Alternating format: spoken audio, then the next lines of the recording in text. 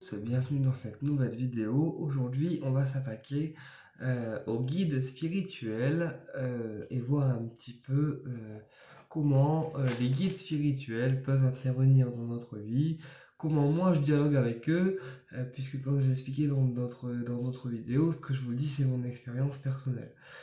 Alors, quand on dit guide spirituel, tout de suite, il y a des personnes qui pensent qu'ils vont entendre des voix, entendre les guides, en fait, leur parler, alors que les guides, oui, alors il y en a qui les entendent par clairaudience, parce qu'ils ont des dons de clairaudience. On est tous médiums, mais chaque médiumnité, en fait, est différente. Et en fonction de la sensibilité de chacun, on va avoir des signes des guides spirituels qui peuvent être différents. Personnellement, je suis médium spirit, moi de mon côté, ce qui signifie que je vois les guides en fait et que je les entends aussi, voilà, dans les oreilles. Mais les guides spirituels ne sont pas forcément des présences du haut astral, ça peut aussi être des personnes physiques. Donc, on a les guides spirituels qui vont être des personnes physiques. Ce sont des personnes que vous allez croiser dans votre chemin de vie, qui vont être soit de passage parce qu'ils vont vous apprendre quelque chose, à maîtriser une capacité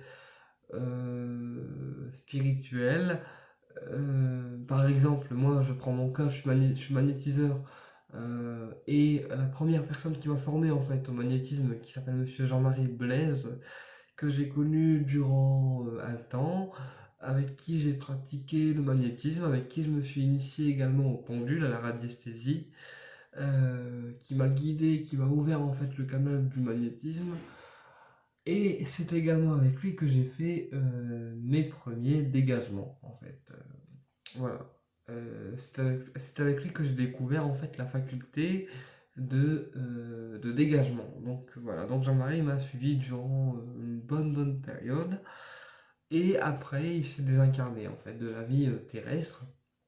Voilà, donc en fait, il était de passage pour m'apprendre en fait les débuts, on va dire, en magnétisme. Alors après, il n'y a pas eu non plus que la partie, il y a pas eu non plus que la partie en fait apprentissage. Il y a eu aussi la partie soin, puisque comme je le dis souvent, je suis handicapé moteur, donc forcément, j'ai eu des soins aussi qui se sont faits de sa part à lui au niveau des jambes. Voilà, puisque quand on a les jambes qui tiraillent ou les jambes lourdes ou un trop plein d'émotions, le magnétisme peut également intervenir sur ça. Et Jean-Marie a été l'un des points clés de mes capacités parce que c'est lui qui m'a fait découvrir en fait ma capacité. Alors comment il me l'a fait découvrir? Déjà, il a senti de par son magnétisme que j'avais des capacités qui étaient présentes, des énergies subtiles qui étaient autour de moi. Et un jour, il m'a dit, tu poses la main sur un sopalin et je vais poser je vais poser ma main sur la tienne. Et depuis qu'il a posé sa main sur la mienne, j'ai eu cette faculté de pouvoir soigner les gens à travers le chakra des mains, là où se diffuse le magnétisme. Donc effectivement, après, il m'a appris forcément à le maîtriser, à me protéger aussi avec les pierres. Et c'est également grâce à Jean-Marie que j'ai découvert en fait la lithothérapie. Et la première pierre avec laquelle j'ai commencé à travailler, c'est l'améthyste. Voilà, que j'utilisais à l'époque pour le sommeil parce qu'en fait mon sommeil n'était pas toujours très bon. Donc voilà, donc Jean-Marie a été un des points clés qui m'a fait découvrir le magnétisme, la radiesthésie et la lithothérapie. Donc un guide spirituel physique qui m'a fait découvrir trois choses. Suite à ça, j'ai eu plusieurs formateurs spirituels, alors je dirais pas guides parce qu'ils m'ont pas, ils m'ont formé et pas guidé forcément. J'ai eu plusieurs formateurs spirituels dans différentes techniques alternatives. Voilà.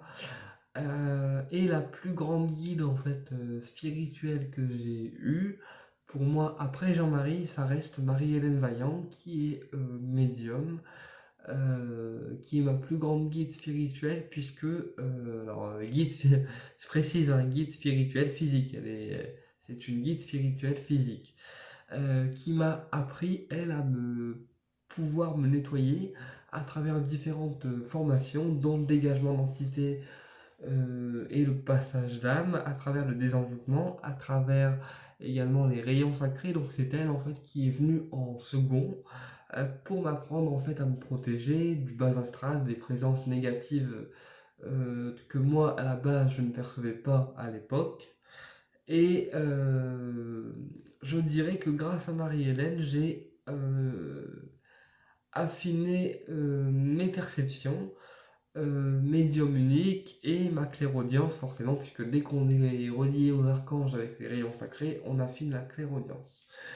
Donc Marie-Hélène m'a guidé durant une période de 2 ans où j'ai fait des formations continues qui se sont étalées sur 2 ans. Elle me guide encore à l'heure actuelle, ce qui veut dire que dès que j'ai quelque chose qui ne va pas, si je sens que c'est de son ressort à elle, c'est vers elle que je me tourne en fait. Et elle me donne des pistes ou des clés que j'explore selon ce qui m'arrive dans l'instant T. Voilà, et c'est grâce à elle aussi que j'ai découvert que j'étais médium spirit, parce que je ne pensais pas être médium spirit, mais c'est grâce à elle que j'ai mis le doigt sur ma vraie capacité, et j'en intègre en fait d'autres au fur et à mesure de mon incarnation ici terrestrement, physiquement. Donc Marie-Hélène m'a appris plus en fait tout ce qui était protection, tout ce qui était protocole de dégagement pour dégager un lieu, dégager des gens, des entités, dégager, réharmoniser aussi les lieux, voilà. Marie-Hélène, pour moi, ça a été vraiment un grand déclic parce qu'en fait, c'est une personne, quand tu la vois, enfin, elle bosse, ça envoie, quoi. Et je peux vous dire que ce qu'elle fait, ça envoie vraiment, ça envoie du lourd. Donc voilà, Marie, ça a été ma deuxième guide spirituelle. Et le troisième guide spirituel, pour moi, physiquement incarné ici sur Terre, euh, que j'ai eu le plus important dans ma vie terrestre, qui est mon collègue Thomas, qui lui m'a appris en fait à dépasser le regard des autres, parce que forcément, quand tu es une personne en difficulté, déjà être médium en ayant un handicap, c'est pas commun parce que souvent les gens sont impressionnés par mon jeune âge. Et Thomas m'a appris en fait à.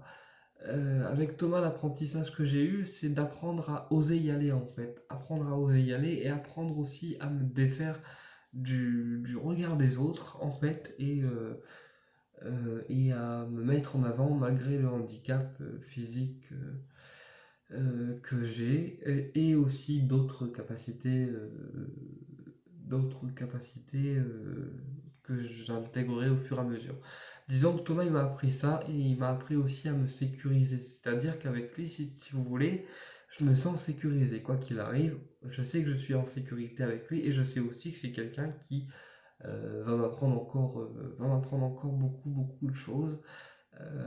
Puisque j'ai aussi des canalisations en fait, hein. Donc des canalisations, ce sont des messages qui me viennent là pour le coup, en fait directement de mes guides spirituels, donc des guides qui sont non incarnés, donc des guides plus hauts que nous, et c'est eux en fait qui me renseignent au fur et à mesure et aussi des questions que je leur pose, qui me renseignent au fur et à mesure de ce que je dois savoir, de ce que je suis autorisé à savoir ou non, puisque parfois les guides, comme j'ai expliqué, ils donnent les réponses qu'on est prêt en fait à recevoir et parfois il y a des réponses qui ne donnent pas parce que c'est à nous en fait de se dépatouiller un peu tout seul, mais les guides spirituels me donnent aussi des canalisations, donc c'est grâce à eux en fait que j'entends certaines choses, voilà, à l'avance. Après, comme j'ai expliqué, les guides spirituels, il n'y a pas de notion de temps, c'est-à-dire que quand ils nous disent quelque chose, on ne sait pas quand ni comment ça va arriver, mais on sait que c'est là en fait, on sait que ça va arriver. Et après, pour les personnes qui sont moins éveillées, donc qui ont une sensibilité moins haute que la mienne, ou qui n'ont pas une médiumnité qui est hyper éveillée, ils vont recevoir des signes de leur guide spirituel, donc soit des guides spirituels physiques, donc des personnes qui vont rencontrer, qui vont les amener sur la voie où ils veulent se diriger. Par exemple, quelqu'un qui s'intéresse aux minéraux, aux plantes, à la magie verte, etc. Il va rencontrer tôt ou tard quelqu'un physiquement incarné sur Terre qui va t'aiguiller pour que tu puisses obtenir des connaissances dans la magie élémentale, la magie verte, etc., selon ton centre d'intérêt spirituel. Voilà. Après, comme j'expliquais, il y a des personnes qui sont des guides spirituels physiques qui sont de passage, auquel cas ils te guideront durant une période, et après tu as des guides spirituels physiquement incarnés qui vont te guider cette fois-ci à vie en fait, qui vont te guider jusqu'à temps qu'ils se désincarnent parce que c'est des liens que tu garderas tout le temps, tout le temps, tout le temps, tout le temps. Voilà. Après, comme je le dis souvent, la vie, c'est une grande chaîne en fait. C'est-à-dire que les gens auxquels tu tiens et les gens pour qui tu es important trouveront toujours le moyen de s'aligner avec toi, d'accord?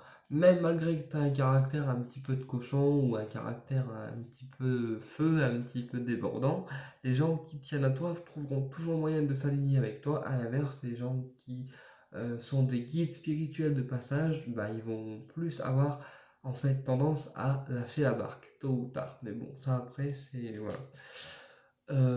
Donc voilà. Et après, pour les personnes, je disais, qui sont moins éveillées que moi ou que d'autres médiums qui ont une médiumnité un peu plus faible que les autres, ils vont avoir des signes de leur guide spirituel plus à travers la sensibilité en fait, à travers la sensibilité, donc à travers le ressenti en fait. C'est-à-dire qu'ils n'auront pas de vision, pas de, pas de vision, pas de clairaudience, mais là, tout se traduira par le ressenti, en fait, le ressenti. Voilà. Ils vont ressentir les choses avant que ça arrive et ils vont avoir différents signes qui vont se matérialiser physiquement. Par exemple, on cherche un livre sur un sujet, puis paf, un jour ou l'autre, on le trouve. On cherche un conférencier parce qu'on l'aime bien, off, un jour ou l'autre, on a une place qui vient à nous, sans explication. Et bien ça aussi, ça peut être aussi un signe des guides spirituels qui vous disent qu'en fait, c'est le moment juste pour vous pour y assister à cette conférence. Voilà. À l'inverse, moi j'ai déjà eu des formations qui m'ont intéressé. Voilà, déposer des candidatures écrites aux formatrices concernant leur formation et je n'ai eu aucune réponse, ou en tout cas j'ai eu une réponse, mais il n'y a jamais eu de suite en fait derrière. Donc ça s'explique parce que parfois les formations en fait ne sont pas toujours bonnes à faire pour vous, même si vous croyez que c'est ok pour vous, les formations ne sont peut-être pas en fait tout le temps alignées avec vous et c'est peut-être pour ça que dans certaines formations, que ce soit spirituellement parlant ou dans le boulot ou autre, on n'a pas forcément de réponse parce que peut-être que la formatrice en question ne correspond pas à vos énergies, peut-être qu'elle n'est pas alignée avec vous et peut-être également que la formation n'est pas forcément en adéquation avec vos attentes. Donc c'est pour ça que parfois dans certaines formations c'est fluide et dans certaines formations bah, ça met du temps à arriver parce qu'en fait c'est pas toujours fluide avec ce que vous recherchez. Voilà, donc comment je dialogue avec mes guides spirituels à moi? Donc on passe maintenant au dialogue des guides qui sont pas physiquement en fait incarnés. Et ben en fait c'est simple, je leur parle comme une personne normale, je leur parle à voix haute, c'est-à-dire merci les guides de me donner telle chose, merci les guides de m'aider dans telle situation, donc je précise la situation en deux trois mots ou parfois un peu plus détaillés, hein, un petit peu, je fais des demandes un petit peu plus longues. Et après, je lâche prise et je vois ce qui se met en place ou non. Ensuite, je mets également des bougies de neuvaine de la Vierge Marie que vous avez ici, voilà, qui va dénouer en fait les nœuds, donc qui peut aussi dénouer les demandes que je fais au guide. Mais encore une fois, si c'est juste pour moi et en accord avec l'univers, ou parfois aussi je fais rien, je demande rien et j'attends de voir ce que la bougie dénoue ou ce que les guides vont dénouer. Mais généralement, je dis au guide voilà, j'ai besoin de telle formation pour développer telle capacité, ou j'ai besoin de conseils pour développer telle capacité. Là, je sais par exemple que j'ai reçu récemment la capacité d'incorporation, donc d'être incorporé par des âmes. euh, voilà, mais je ne sais pas comment maîtriser cette capacité, donc je vais demander au guide de me guider en fait pour m'apprendre à me protéger de cette capacité. Donc la demande va être faite, après ce que les guides vont faire pour que ça soit déblayer, j'en sais rien. Mais toujours est-il que quand j'ai des demandes à faire au guide spirituel, je demande à voix haute. Au bas, ça dépend s'il y a du bruit. Et les guides interviennent toujours plus ou moins rapidement, puisque comme j'expliquais, ils interviennent au moment où c'est juste pour vous. Voilà. Alors après, on peut avoir plusieurs guides spirituels, puisque les guides spirituels non incarnés évoluent en fonction de notre incarnation physique, et puis aussi en fonction de ce que nous, on recherche, hein, puisque un guide ne restera peut-être pas forcément tout le temps avec vous au niveau spirituel. Il se peut qu'avec l'âge, avec les connaissances qu'on reçoive de là-haut, on évolue au niveau des guides. Donc on peut tout à fait se retrouver avec plusieurs guides spirituels. Voilà. Voilà, donc ça c'est pour les guides spirituels. Donc les guides spirituels, on ne les entend pas toujours. Il faut en fait faire une demande claire, nette, concise, à voix haute ou basse, et après se mettre en état de réception. C'est-à-dire, une fois qu'on a demandé au guide spirituel ce qu'on voulait demander, d'accord? Alors il n'y a pas besoin de mots particuliers, hein, il faut que ça soit avec vos mots à vous et votre formulation de demande à vous. Et une fois que c'est demandé. On lâche prise, on attend. D'accord? Il ne faut pas qu'on reste focus sur ce qu'on a demandé. De toute façon, ils feront tomber ce qu'on a demandé au moment le plus juste en fait pour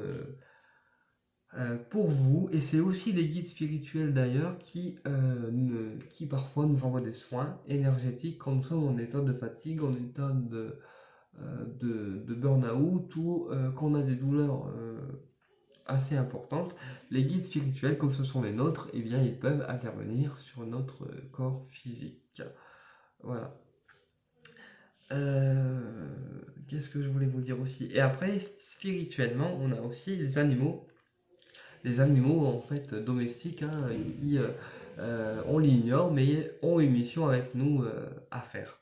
C'est-à-dire que les chiens et les chats, surtout, ont une mission à faire avec nous, et on dit souvent que les animaux de compagnie avec lesquels on vit, ils nous ressemblent, puisque c'est nous, en fait, leurs maîtres, donc on les a formés, enfin on les a formés, on les a dressés à notre façon d'être, à notre façon de faire, et nos animaux de compagnie, dont les chiens et les chats, oui, ont une mission de vie à faire avec nous, et c'est pour ça d'ailleurs que on dit souvent que ce sont nos binômes énergétiques, puisqu'on l'ignore, mais les chiens et les chats peuvent nous prodiguer des soins énergétiques, même sans qu'on en soit conscient. C'est pour ça que, par exemple, quand on se sent mal, les chiens et les chats viennent vers nous, puisqu'ils ramassent en fait nos pollutions, ils nous réconfortent, et quelque part, c'est un soin énergétique d'amour qu'ils nous donnent, en fait, quand ils nous sentent vulnérables. Voilà, et bien écoutez, j'espère que cette vidéo vous a plu, et je vous dis à très bientôt pour une prochaine vidéo, et au plaisir de vous retrouver.